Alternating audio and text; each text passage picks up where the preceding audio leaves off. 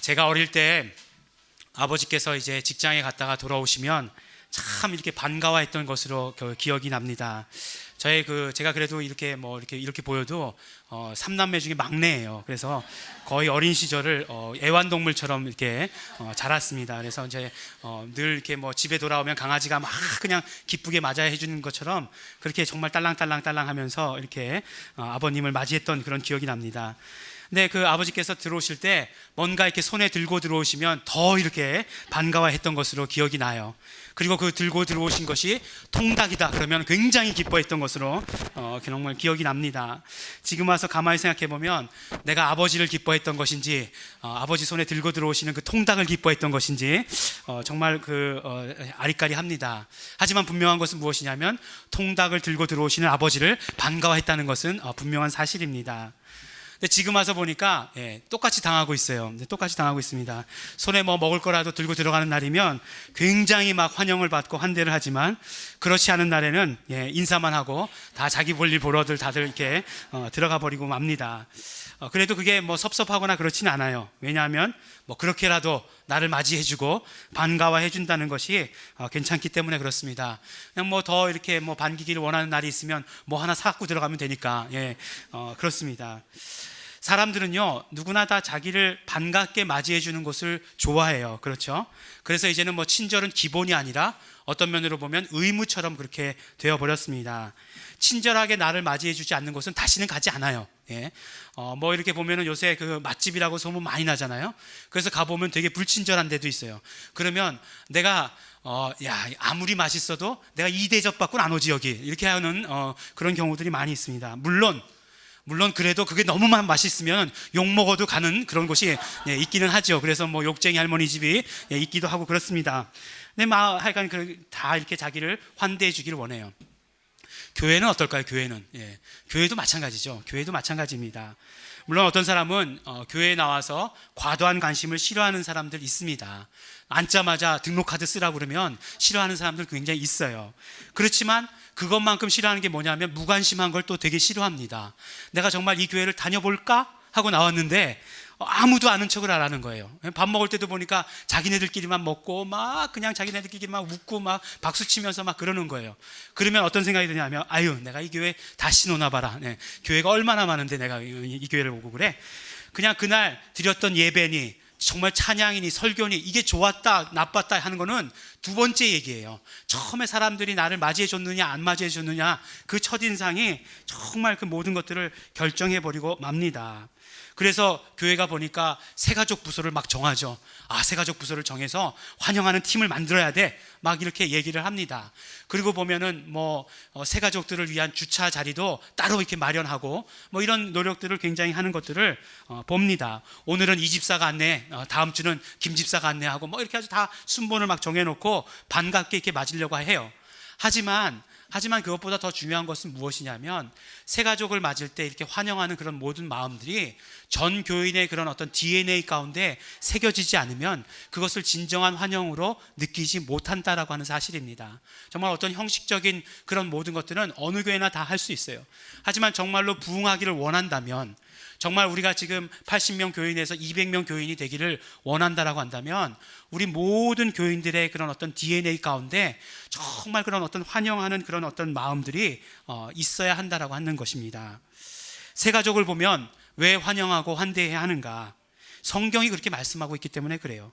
그리고 우리가 교회에 나올 때 그런 환대를 받았기 때문에 그렇습니다. 나는 교회 나올 때 그렇게 환영 안 해주던데? 그런 분들이 계십니까? 그런 분이 계시다라고 한다면 정말 대단한 분들이십니다. 정말 그런 섭섭한 마음을 가지고서도 지금까지 신앙생활을 했다라고 한다면 정말 대단한 분들이십니다. 정말 존경에 마지 않습니다. 그렇지만 물론 교회에 있는 기존 성도들이 환영하지 못하고 그 시스템이 그렇게 되지 못하고 그들의 마음이 그렇게 되지 못했다 할지라도 하늘에서는 그렇지 않았다라고 하는 사실이에요. 하늘에서는 정말 우리가 교회에 처음 나오기 시작했을 때 그때 우리를 진짜로 환영하고 잔치가 벌어졌다는 사실을 오늘 우리 누가복음 15장 말씀 가운데에서 발견할 수 있습니다. 한 사람이라도 회개하고 예수님께로 돌아오면, 예수님을 믿게 되면 천국에서는 그 한 사람 때문에 잔치가 열린다라고 우리에게 말씀해 주고 계십니다. 그렇기 때문에 여러분들 섭섭해하지 마세요. 내가 정말 예수님을 믿으려고 한 그 순간, 내가 예수님을 영접한 그 순간 어땠다고요? 잔치가 벌어졌던 것, 나 때문에 잔치가 벌어졌다는 그 사실을 여러분들, 그렇게 하늘에서 환영하고 있다는 그 사실을 여러분들 반드시 기억해야 되는 것이고, 그렇기 때문에 우리도 새롭게 나오는 새 가족들을 그렇게 환대해야 하는 것입니다. 오늘 말씀드린 대로 오늘 본문 말씀은 누가복음 15장 전체의 말씀입니다. 오늘 그 예수님께서 또 우리에게 비유의 말씀을 들려주시죠.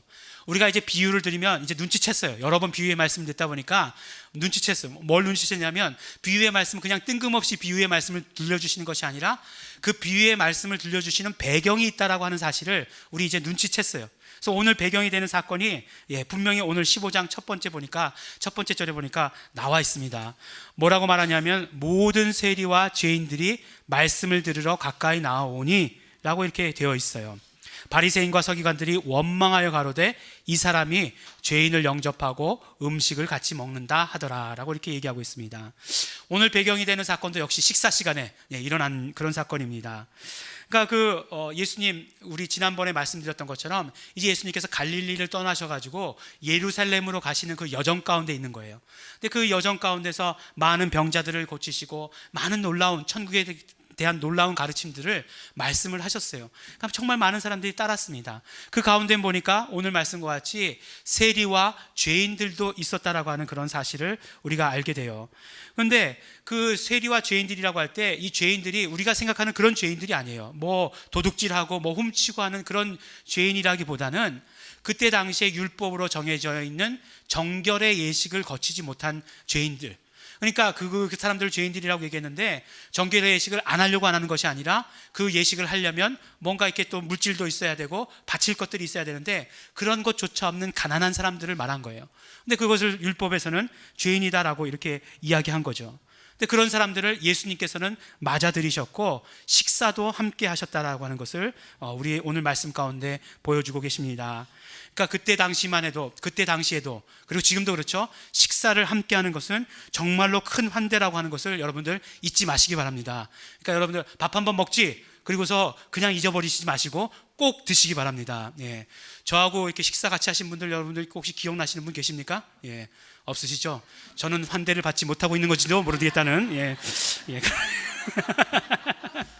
그런 섭섭함을 또 이렇게 털어놓습니다. 이게 단위에 섰을 때 이렇게 섭섭함을 털어놓는 거죠. 저는 뒤끝은 없어요. 그런가? 모르겠습니다. 어쨌든지요, 식사하고 있는 모습을 보면서 바리새인들이, 서기관들이 그 모습을 바라보고 있었어요. 그러면서 뭐라고 얘기하냐면 원망하여 가로되 이렇게 얘기했는데, 수근수근했다, 뭐 이렇게 얘기할 수 있겠죠. 수근수근했어요. 뭐라고 수근수근하고 불평했냐 하면, 예수님께서 바리새인들과 세리들과 식사하시네? 율법에서 보면 저러면 안 되는데? 라고 이렇게 생각하는 거죠. 그러면서 수근수근 거린 거예요. 그렇지만 그 마음 가운데는 어떤 마음이 있었냐면, 나도 어디 가서 저렇게 좀 환영 좀 받았으면 좋겠다 라고 하는 그런 마음들이 그 마음 가운데 깊이 깔려 있었는지도 모릅니다. 그런데 예수님께서 귀도 밝으세요. 그 말씀하시는 걸 들으셨어요. 그 말씀하시는 것을 들으시고 나서 이 비유의 말씀을 해 주시는 것입니다.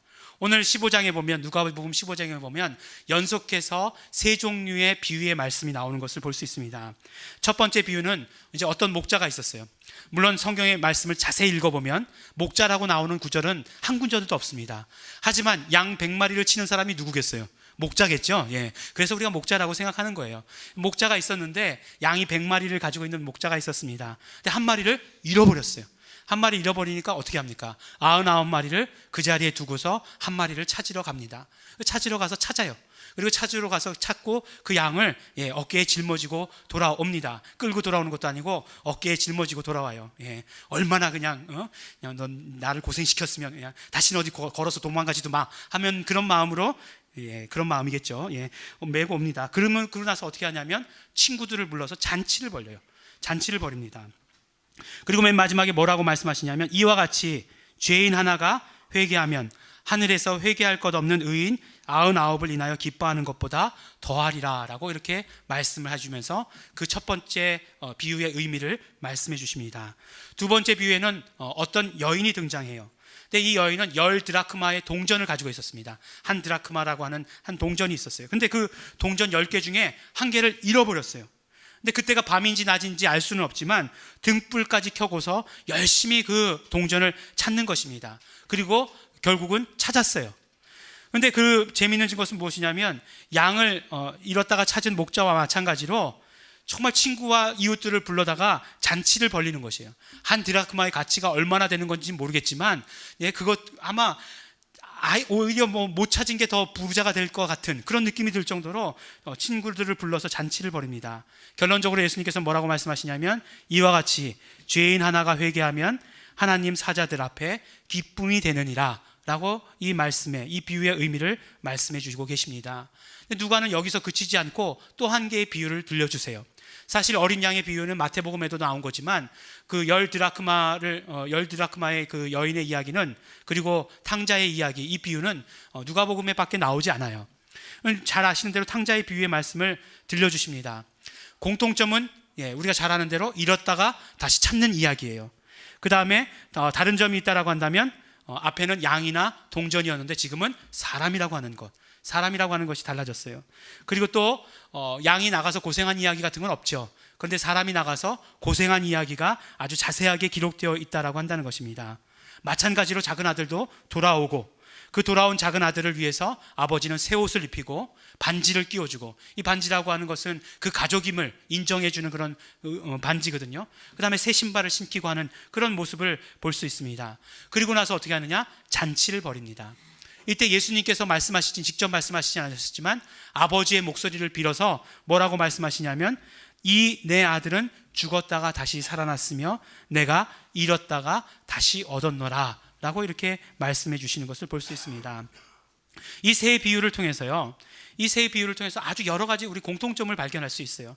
이 세 비유를 통해서 정말 여러 번에 겹쳐서 얘기하시려고 하시는 그런 어떤 예수님의 의도 같은 것들을 발견할 수 있다라고 한다는 것입니다. 그것은 무엇이냐면 바로 이 세 번에 걸친 거듭되는 이 비유를 통해서 바로 예수님은 하나님이 어떤 분이신지를 우리에게 알려주시기를 원하셨다라고 한다는 거예요. 그리고 또 하나님께서 어떤 마음을 가지고 계신 분이시다 하는 것을 우리에게 알려주시려고 하셨다라고 한다는 것입니다. 그래서요, 이 비유들이 가지고 있는 첫 번째 공통점은 이렇습니다. 우리 하나님은 잃어버린 것을 찾으시는 하나님이시라는 것이에요. 첫 번째 공통점은. 다 아시다시피 잃어버렸다가 찾은 이야기가 오늘 이야기의 대부분이에요. 그러니까 우리 하나님은 잃어버린 것을 그냥 놔두시는, 잃어버린 것을 잃어버린 채로 놔두시는 분이 아니라 그 잃어버린 것을 찾으시는 분이시다라고 한다는 거예요. 그리고 이 잃어버린 것에 대해서 우리도 많이 잃어버리잖아요. 잃어버릴 때 있잖아요. 그런데 하나님께서 이 비유를 들려주시면서, 예수님께서 비유를 들려주시면서 이 잃어버린 것의 의미가 무엇인지에 대해서 우리에게 말씀해 주시는 것이에요. 잃어버린 것은 바로 어떤 의미냐면 잃어버린 것은 죽은 것이라는 것이에요. 잃어버린 것은 죽은 것이나 마찬가지라는 것입니다. 잃어버린 양은요, 죽은 양이나 다름이 없는 것입니다. 목자의 손을 벗어난 양은 곧 들짐승들의 밥이 되게 되어 있어요. 곧바로 들짐승들의 밥이 되지 않는다 할지라도 그 거친 환경 가운데에서 다치고 먹을 것이 없어지고 해가지고 금방 곧 죽게 된다라고 한다는 것입니다. 물론 잃어버린 동전은 어차피 생명이 없으니까 죽은 거나 마찬가지겠지만, 그러나 잃어버린 동전은 그 가치를 하지 못하는 것이기 때문에 죽은 거나 마찬가지다라고 한다는 것이에요. 그리고 정말 예수님께서 둘째 아들이 돌아왔을 때 아버지가 한 말이 그것을 더욱더 확실하게 이야기해 주고 있는 것을 볼 수 있어요. 뭐라고 얘기하냐면 아들이 그냥 잃어버렸다가 다시 찾았다라고 얘기하지 않고 이 내 아들은 죽었다가 다시 살았다라고 이렇게 말씀하고 있다는 사실입니다. 인간은 범죄함으로 하나님을 떠났습니다. 하나님을 떠났어요. 하나님을 떠난 것은 하나님의 입장에서 보면 잃어버린 거예요. 하나님의 입장에서 보면 죽은 것과 마찬가지다라고 한다는 것입니다. 범죄한 인간은요, 영의 기능이 죽은 것이에요. 그래서 하나님을 떠난 것은 죽었다라고 이렇게 말씀하고 있는 것이에요. 그렇지만 하나님께서는 그렇게 잃어버린 것을, 그렇게 죽은 것을 그냥 내버려 두시는 분이 아니시다라고 한다는 거예요.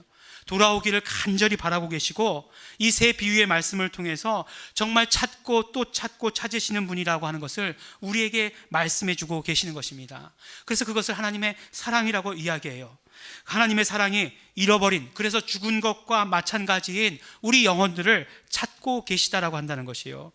이것은 우리에게 우리를 찾기까지, 우리에게 생명을 주시기까지 그렇게 사랑하셨고 그렇게 찾으셨다라고 하는 그런 말씀이고, 하나님께서는 아직도 잃어버린 영혼들을 찾고 또 찾고 계시는 하나님이시다라고 하는 것을 우리에게 말씀해 주시고 계시는 것입니다. 연속되는 이 비유의 말씀을 통해서 하나님은 누구신가? 하나님은 바로 잃어버린 것을 찾기를 원하시는 하나님, 정말 죽은 것을 살리시기를 원하시는 하나님이시라는 것이에요. 그리고 그 안타까움을 계속해서 가지고 계신 하나님이시다 하는 것을 우리에게 말씀해 주고 계십니다. 두 번째, 이 비유들이 가지고 있는 공통점들은 무엇이냐면, 바로 잃어버린 것들을 찾았을 때 기뻐한다는 사실이에요. 기뻐한다는 사실. 하나님께서도 기뻐하신다는 사실입니다. 잃어버린 양을 찾았을 때에도, 동전을 찾았을 때에도, 둘째 아들이 돌아왔을 때에도 잔치가 벌어졌어요. 분명히 말씀하시기를 원하셨던 것은 무엇이냐면, 땅에서 기뻐하는 건 이 정도지만 하늘에서는 진짜 잔치가 벌어진다라고 말씀해 주시기를 원하셨다는 것이에요. 그것은 잃어버린 영혼이 돌아오는 것을 하나님께서 얼마나 기뻐하시는가, 하늘에서는 진짜 잔치가 벌어질 정도로 그렇게 기뻐하신다라고 이렇게 말씀해 주시는 것이라는 것입니다. 거기에 있는 바리새인들과 서기관들은 어떤 마음을 가지고 있었습니까? 율법에 그들의 삶은 뿌리박고 있었어요. 그렇기 때문에 그들은 죄인들은 잘못되었으면 좋겠다라는 그런 마음을 갖고 있었어요. 죄인들은 벌받았으면 좋겠다라는 마음을 갖고 있었어요. 정말 하나님은 죄인들과 아무런 상관을 하지 않았으면 좋겠다라고 하는 그런 마음들을 가지고 있었어요. 아니, 율법을 주신 것이 그런 목적 아닌가요? 정말 죄인들을 벌하시기 위해서 하나님께서 율법을 주신 것 아닙니까? 정말 죄인과는 상관없으신 하나님, 저들을 벌하여 주십시오 라고 하는 그런 마음을 가지고 있었을지도 모른다는 것입니다. 하지만요, 예수님께서 오셔가지고 하나님의 마음은 그런 게 아니다라고 말씀해 주신 것이에요. 바로 보세요. 정말 잃어버린 자들이 돌아왔을 때, 죽은 자들이 돌아왔을 때 잔치가 벌어졌다라고 한다는 것은, 그것은 정말 내가 너를 용서한다라고 하는 것의 이상의 표현 아니겠는가 하는 거예요.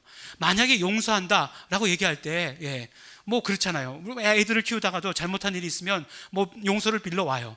그러면 그때까지 마음이 풀리지 않으면 어떻게 하냐면, 알았어, 네 방에 가 있어, 뭐 이렇게 얘기하고, 하지만 용서했다라는 말을 그렇게 표현하기도 하지만 돌아왔을 때 잔치했다라고 하는 것은 어떤 의미냐는 거예요.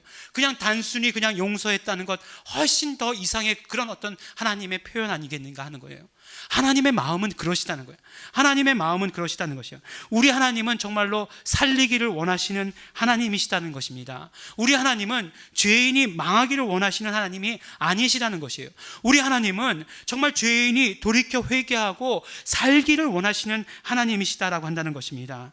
사실은 우리도 다 그래요. 우리도 다 그 법에, 그 하나님의 마음에 적용되었기 때문에 우리가 지금 살고 있는 거예요. 그렇기 때문에 우리가 영원한 생명을 누리고 있는 것입니다. 다 죄인이었습니다. 하지만 우리가 죄인이었지만 망한 것이 아니라 살게 되었다는 것이요. 왜요? 하나님의 마음이 그랬고 하나님의 뜻이 그랬기 때문에 그래요. 그렇기 때문에 정말로 이 비유의 말씀을 통해서 우리 하나님은 살리시기를, 생명 주시기를 원하시는, 그것을 기뻐하시는 하나님이시라고 하는 사실을 우리는 반드시 깨달아 가져야 한다는 것입니다.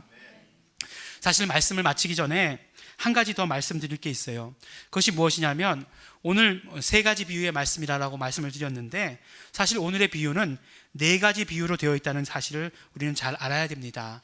무슨 말씀이냐면, 첫 번째, 두 번째, 세 번째는 똑같은 형식으로 다 이루어져 있어요. 우리가 잘 아는 대로 잃어버렸다가 다시 찾고, 잔치 벌이고, 그것에 대해서, 의미에 대해서 이렇게 말씀을 해주시는 것입니다. 그러면 둘째 아들을 찾았을 때에도 그 의미에 대해서 이미 말씀을 해주세요. 우리가 읽진 않았지만 우리가 본문 말씀 25절부터 읽었는데 24절의 말씀에 이렇게 얘기하고 있죠. 이 내 아들은 죽었다가 다시 살았으며 내가 잃었다가 다시 얻었노라 하니 저희가 즐거워하더라 라고 이렇게까지 되어 있습니다. 그런데요, 우리가 오늘 읽은 본문 말씀을 보면 또 한 명이 집을 나갑니다. 누구냐 하면 바로 큰아들이에요. 큰아들이 집을 나갑니다. 사실 오늘 이 본문 말씀을 읽으면서 큰아들의 발자국을 아주 주의 깊게 살펴보았어요. 보니까 큰아들은 처음에 집 바깥에서 일하고 있었습니다. 일하고 있다가 집 가까이 옵니다. 근데 집 가까이에서 잔치하는 소리를 듣는 거죠. 잔치하는 소리를 듣는데, 그래서 그 잔치하는 소리가 무슨 소리인가 하고 집에 들어가서 확인해 보는 것이 아니라 종을 불러내요. 그 집에 들어가지 않습니다. 종을 불러냅니다. 그래서 물어보니까 그 동생이 돌아와가지고 그것 때문에 잔치가 벌어졌다라고 이야기해요. 마음이 그냥 확 상해버렸어요. 근데 마음이 상했습니다. 그래서 이제 그 집에 들어갈 생각이 없었어요. 그러니까 아버지가 어떻게 하시냐면, 아버지가 밖으로 나와요. 집 밖으로. 오히려 집 밖으로 나와가지고 큰아들을 설득합니다. 내 것은 다 네 것이 아니냐, 이런 식으로 이렇게 설득을 합니다. 하지만 맨 마지막까지도 큰아들이 집으로 들어갔다라고 하는 말은 없어요. 그러면 집을 나간 거나 집에 들어가지 않은 거나 똑같은 얘기 아니에요? 그러니까 집에 들어가지 않은 그 마지막 큰 아들의 모습을 보면서 또 다시 한 명 집을 나가는 사람을 볼 수 있게 된다라고 한다는 것입니다. 그런 의미에서 볼 때 이 마지막 이야기는 어떤 비유의 이야기라기보다는 질문이라고 이야기하는 것이 더 옳을 것이다라는 생각을 합니다. 오늘 말씀을 보면, 제일 처음 비유의 말씀을 보면 100 중에 하나를 찾은 이야기예요. 그 다음에 두 번째 비유의 말씀을 보면 10 중에 하나를 찾은 이야기입니다. 세 번째 비유의 말씀을 보면 2 중에 하나를 찾은 그런 이야기라고 한다는 것입니다. 그리고 마지막 남은 이야기는 뭐냐면 하나 중에 하나를 잃어버린 이야기라고 하는 거예요. 하나 중에 하나를 잃어버린 이야기. 바리새인과 서기관들이 투덜거리고 있었어요. 불평하고 있었습니다. 그때 시작하신 비유의 이야기였어요. 예수님께서는 그들에게 정말 간곡하게 말씀하시면서 또한 질문하시는 그런 내용이라는 것입니다. 100의 하나도 중요하게 여기신 하나님이시다. 열의 하나는 어떻겠냐? 열의 하나는 더 중요하게 여기시지 않겠느냐? 만약에 열의 하나를 중요하게 여기셨다라고 한다면 둘의 하나는 어떻겠느냐? 둘의 하나를 중요하게 여기셨다라고 한다면 하나 중에 하나는 어떻겠느냐라고 이렇게 물어보시고 계시는 것이에요. 물론 이제 바리새인들과 서기관들이 답할 차례만 남아 있습니다. 아버지께서 당연히 그것을 중요하게 여기신다라고 하는 그런 말씀이에요. 돌아오기를 기다리신다라고 하시는 그런 말씀이신 거예요. 생명 얻기를 기다리신다는 그런 말씀이에요. 죄인들이 돌아오기를 기다리시고 회개하기를 기다리신다라고 그들에게 말씀하고 계시는 것이고, 또한 그들뿐만 아니라 우리에게도 그렇게 말씀하시는 것이 아닌가 하는 것이에요. 물론 바리새인들과 서기관들이 불평할 때 시작하신 말씀이지만 이것이 또한 우리에게 주시는 메시지가 있지 않겠는가 하는 것이에요. 먼저 우리에게 이렇게 물어보시는 것이죠. 너희들 정말 둘 중에 하나도 귀해서 그것이 돌아오기를 바랬는데 너희들은 누구냐 하면 바로 하나 중에 하나라는 거예요. 너희들이 하나 중에 하나니까 정말 아버지께서 그 하나 중에 하나가 돌아오기를 기대하시지 않겠느냐, 너희들 정말 내가 기대하고 있고 돌아오기를 바랬다라고 우리에게 말씀해 주시는 것입니다. 또한 우리 이웃들을 향해서도 마찬가지예요. 둘 중에 하나여서 하나가 없어져도 그만인 그런 것이 아니라는 것이에요. 전 인류의 50%만 예수님을 영접해도 많이 영접한 것 아닙니까? 라고 하는 그런 의미가 아니라는 거예요. 우리의 이웃들을 향해서 하나님께서 뭐라고 말씀하시냐면, 우리에게 말씀하실 때 그들은 하나 중에 하나다라고 이렇게 말씀하시는 것이에요. 내가 하나 중에 하나를 잃어버렸다라고 그렇게 말씀해 주시는 것입니다. 또 이 비유의 의미가, 또 우리 그 큰아들이라고 하는 그 의미를 통해서 알 수 있는 건 무엇입니까? 아직 나에게 돌아오지 않은 민족이 있다라고 우리에게 말씀해 주시는 것 아니에요? 큰아들과 같은, 장자와 같은 그런 민족이 아직 나에게 돌아오지 않았다라고 하는 것을 우리에게 말씀하시고 계시고, 그것에 대해서 묻고 계신 것이 아닌가 하는 것이에요. 그 장자가 이스라엘이라고 한다면 정말 그 이스라엘이 돌아오기를 원하시는, 정말 간곡히 원하시는 그 하나님의 음성, 그 하나님의 마음이 담겨져 있는 그런 비유가 아닌가 하는 것입니다.